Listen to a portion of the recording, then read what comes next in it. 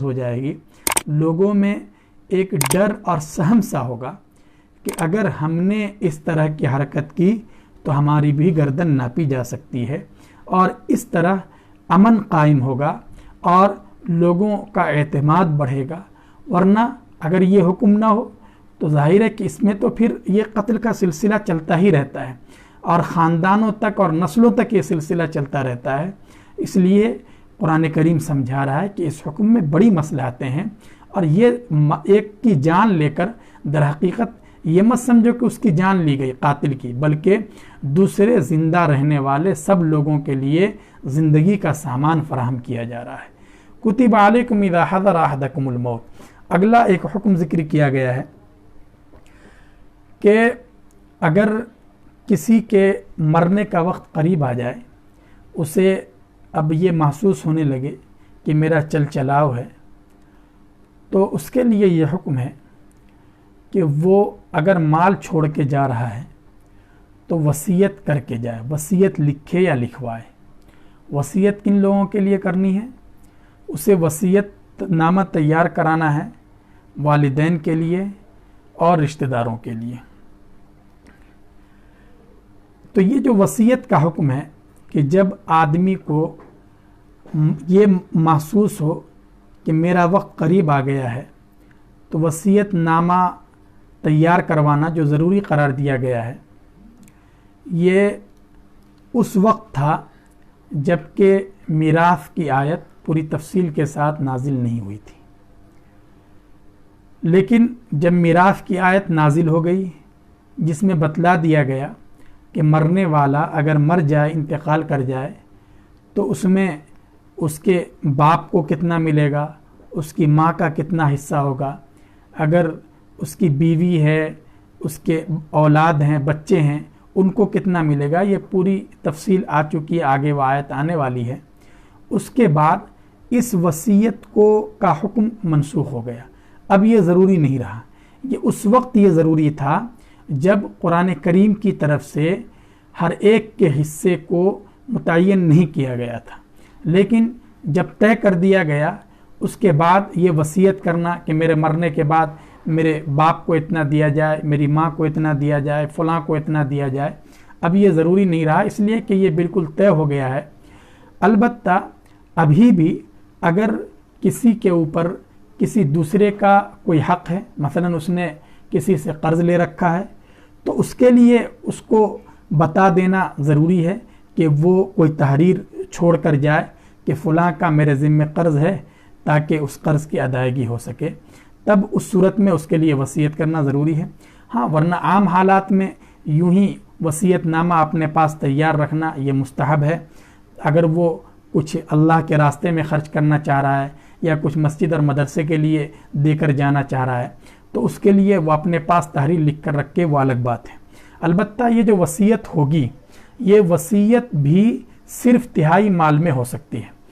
ایک تو دو باتیں یہاں سمجھنے کی ہیں، ایک تو یہ ہے کہ اب یہ وصیت ورثہ کے لیے بالکل نہیں ہو سکتی۔ مثلا کوئی اپنے بیٹا وہ وصیت نافذ نہیں ہوگی، اس لیے کہ اس کا بیٹا خود اس کے ورثہ میں شامل ہے جس کے لیے شریعت نے ایک حصہ مقرر کر رکھا۔ اپنے باپ کے لیے وصیت کر کے جائے، وہ وصیت نافذ نہیں ہوگی، بلکہ ورثہ مرنے کے بعد جو مال ان کے اعتبار سے تقسیم ہوگا اور جس کے حصے میں جتنا آئے گا وہ اس کو دے دیا جائے گا۔ ایک بات تو یہ۔ دوسری بات یہ ہے کہ ان ورثہ کے علاوہ وہ کسی اور کے لیے وصیت کر کے جاتا ہے، کوئی رشتہ دار ہے جس کا اس کے مال میں وراثت کے اعتبار سے کوئی حق نہیں بنتا، یا یہ کہ وہ کسی مسجد کے لیے کچھ وقف کر کے جا رہا ہے، مدرسے کے لیے کچھ دے کر جا رہا ہے، تو اس میں اس کی وصیت نافذ ہوتی ہے، لیکن وہی وصیت نافذ ہوگی جو اس کے مال سے تہائی حصے میں ہی ہو۔ مثلا اگر وہ 3 لاکھ روپے چھوڑ کر جا رہا ہے اور اس نے وصیت کی کہ میرے مال میں سے کل 1.5 لاکھ روپے فلاں غریب کو دے دیا جائے یا فلاں غریب کا مکان بنا دیا جائے، تو یہ وصیت نافذ نہیں ہوگی، بلکہ زیادہ سے زیادہ اس کے مرنے کے بعد اس کے مال میں سے 1 لاکھ روپے ہی اس غریب کو دیے جا سکتے ہیں۔ تو بہرحال یہ وصیت کا حکم ہے، حقاً علی المتقین۔ آگے ہے اللہ رب العزت نے کچھ احکام کا ذکر کیا ہے، ان میں سے ایک حکم روزے کا ہے۔ या अय्युहल्लज़ीना आमनू कुतिबा अलैकुमुस्सियाम कमा कुतिबा अलल्लज़ीना मिन क़ब्लिकुम लअल्लकुम तत्तक़ून, तुम्हारे ऊपर ए ईमान वालो रोज़े को फ़र्ज़ किया गया है जैसे तुमसे पहले लोगों पर फ़र्ज़ किया गया। पिछली उम्मतों पर भी ये रोज़ा फ़र्ज़ रहा है, अलबत्ता उसकी तफसील अलग अलग रही है। तो इसमें यह कहा जा रहा है कि ये रोज़े के हुक्म को बहुत ज़्यादा दुश्वार और परेशान कुन मत समझो, ये तो पहले से चला आ रहा है। अल्लाह रब्बुल इज़्ज़त अपने अंबिया के ज़रिए उनकी उम्मतों पर इस हुक्म को फ़र्ज़ करते रहे हैं, और इसका मकसद क्या है? लअल्लकुम तत्तक़ून, इसका मकसद ये है कि तुम्हारे अंदर तक़वा पैदा हो जाए, अल्लाह का खौफ पैदा हो जाए, कि जब आदमी अल्लाह के लिए भूखा प्यासा रहता है और उन जायज़ चीज़ों को भी छोड़ देता है जिनकी आम दिनों में इजाज़त है, आम दिनों में खाने की इजाज़त है, पीने की इजाज़त है और बीवी से अपनी ख्वाहिशात की तकमील की इजाज़त है, लेकिन रोज़ा रखने की वजह से जब इन चीज़ों से अपने आप को रोक लेता है, तो इसी तरह इसके ज़रिए एक स्पिरिट पैदा होती है कि जिन चीज़ों को अल्लाह ने आम दिनों में भी हराम किया है, नाजायज़ करार दिया है, उससे आदमी अपने आप को बचाने का आदी बनाए और उसकी अपने अंदर सलाहियत पैदा करे।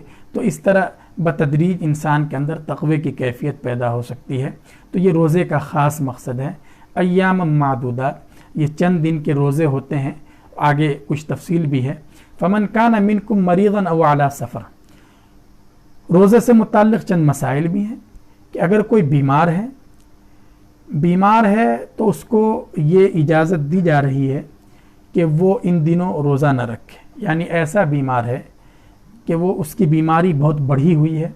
डॉक्टरों ने कह दिया है कि इसके लिए रोज़ा रखना बहुत ही घातक होगा, बहुत ज़्यादा परेशान कुन होगा, तो उसको ये इजाज़त दी जा रही है कि वो बाद में इन रोज़ों की क़ज़ा कर ले। या ऐसे ही अगर सफ़र में, तो सफ़र में भी इजाज़त दी गई है कि लेकिन सफ़र कोई भी, मसलन अगर कोई 2-4 किलोमीटर कहीं दूर चला जाए, 10 किलोमीटर 20 किलोमीटर, वो नहीं, बल्कि सफ़र से मुराद सफ़र शरई है। यानी 48 मील की जो मसाफत है, अगर इतनी दूर तक कोई जाने का इरादा कर रहा है या वहाँ गया है तो वो सफ़र में है। तो सफ़र में इंसान के साथ बाज़ मरतबा सहूलियात नहीं होती, परेशान कुन सूरत हाल होती है, तो इसलिए उसे भी इजाज़त दी गई है कि वो चाहे तो उस वक्त रोज़ा न रखे बल्कि बाद में क़ज़ा कर ले। वअलल्लज़ीना युतीक़ूनहु फ़िद्या ताअमु मिस्कीन, यहाँ ये कहा गया है कि वो लोग जो रोज़े की ताकत रखते हैं वो फ़िदिया दे सकते हैं, यानी गरीब को खाना खिला दें। ये जो आयत है, ये आयत शुरू में नाजिल हुई है और इसमें गोया इख्तियार दिया गया था कि अगर आदमी चाहे तो रोज़ा रख ले, पूरे दिन अल्लाह के लिए भूखा प्यासा रहे, और अगर चाहे तो वो रोज़े के बदले फ़िदिया दे दे। उस वक्त ज़ाहिर है कि बहुत ज़्यादा गुर्बत और परेशानी का आलम था और कई कई दिन का फाका होता था, कई कई दिन तक चूल्हा नहीं जल पाता था, तो उस वक्त फ़िदिया देना भी कोई आसान बात नहीं थी। बहरहाल लेकिन ये ऑप्शन था। लेकिन आगे जो आयत है, फ़मन शहीद मिनकुमुश्शहर फ़ल्यसुम, उलमा फरमाते हैं उस आयत की वजह से ये हुक्म अब ख़त्म हो चुका है, इसलिए कि उसमें आगे अल्लाह रब्बुल इज़्ज़त ने फरमा दिया कि जो भी रमज़ान के महीने को पाएगा उसे रोज़ा रखना ही है। अगर उसके अंदर रोज़ा रखने की ताकत है और इस्तिताअत है तो उसे रोज़ा रखना ही है और उसके पास कोई दूसरा ऑप्शन नहीं। तो इसलिए अब इस आयत का हुक्म अब ख़त्म हो गया, लिहाजा अब फ़िदिया सिर्फ वो लोग दे सकते हैं जो रोज़ा रखने की सकत नहीं रखते, यानी जो बीमार हैं। बीमार भी दो तरह के होते हैं, एक तो वो लोग हैं कि जिनको अभी टेम्परेरी कोई बीमारी है, मसलन किसी को बुखार है या किसी को कोई नज़ला है या आजकल बहुत सी बीमारियां चली हुई हैं और जिसकी वजह से मसलन वो रोज़ा नहीं रख सकते, डॉक्टर मना कर रहे हैं या कोई और परेशानी है, तो एक तो ऐसी बीमारी है।